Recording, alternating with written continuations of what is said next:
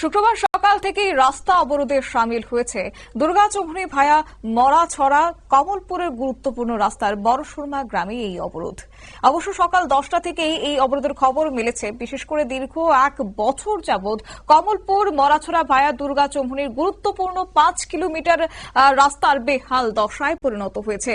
অবরোধকারীদের বক্তব্য হচ্ছে, রাস্তার বিভিন্ন জায়গায় বড় বড় গর্ত হয়ে আছে, যান চলাচল করতে পারে না। গ্রামগুলির মানুষ মুমূর্ষু রোগীদের নিয়ে কমলপুর বিমল সিংহ মেমোরিয়াল হাসপাতালে নিয়ে যেতে প্রচন্ড দুর্ভোগ পোহাতে হচ্ছে, যার কারণে বাধ্য হয়ে আজ তারা পথ অবরোধে সামিল হয়েছেন। কি বললেন এদিন বিক্ষোভকারীরা, শুনুন।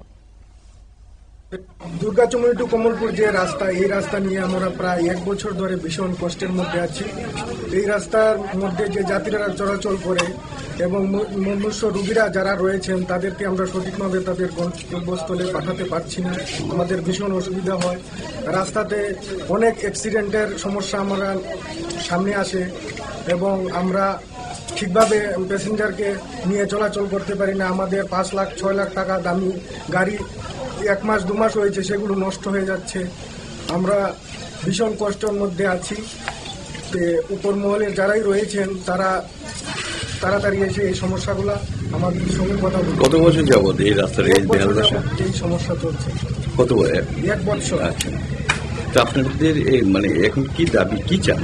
এই রাস্তাটা যাতে অতি সত্বর সঠিকভাবে মেরামত হয়ে আমরা আগের মতন সুন্দরভাবে প্যাসেঞ্জার যাত্রীকে নিয়ে যাতে চলাফেরা করতে পারি, সেই ব্যবস্থাটুকু যাতে করে দিচ্ছি। আপনারা শুনলেন অবরোধকারীদের বক্তব্য। অবশ্য এই রাস্তায় বড় বড় গর্তের কারণে পথচারীরা চলাচলে অসুবিধা হচ্ছে, ছাত্রছাত্রীরা সেখানে স্কুলে যেতে বেগ পোহাতে হচ্ছে। বিভিন্ন অভিযোগ ছিল, তারপরে তারা দপ্তরকে জানিয়েছে, কিন্তু আদতে কাজের কাজ কিছু হয়নি, যার কারণে রাস্তা সংস্কারের দাবিতে এবার সড়ক অবরোধে সামিল হয়েছেন। নিয়ে নিচ্ছি ছোট্ট একটি বিজ্ঞাপন বিরতির সঙ্গে থাকুন।